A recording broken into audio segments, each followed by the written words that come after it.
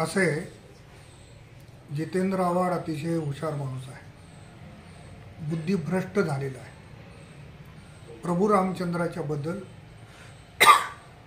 केवळ आपण प्रसिद्धीत यावं याच्यासाठी ते वक्तव्य केलेलं आहे. प्रभू रामचंद्र काय होते, प्रभू रामचंद्राच्या बद्दल त्यांना इतिहास माहीत आहे का मला माहिती नाही आहे. परंतु ते जर स्वतःला जबाबदार समजत असतील, ते एखाद्या पक्षाचा नेता समजत असतील तर त्यांनी विचार करून या गोष्टी बोलल्या पाहिजे. केवळ आपण मीडियाच्या समोर आलं पाहिजे, लोकांच्या समोर गेलं पाहिजे, लोकांनी जोड्याने मारलं तर मारलं पण मी आलो पाहिजे ही जर भूमिका असेल तर हे अतिशय चुकीचे आहे. असं झालं तर लोक रस्त्याने त्यांना फिरू देणार नाही.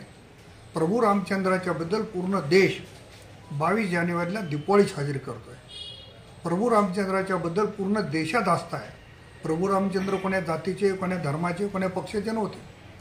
परंतु यांच्या मनात जी काही भावना निर्माण झाली ही द्वेष भावना आहे आणि अशा देशी माणसाच्याबद्दल मी जास्त बोलणं उचित होतं.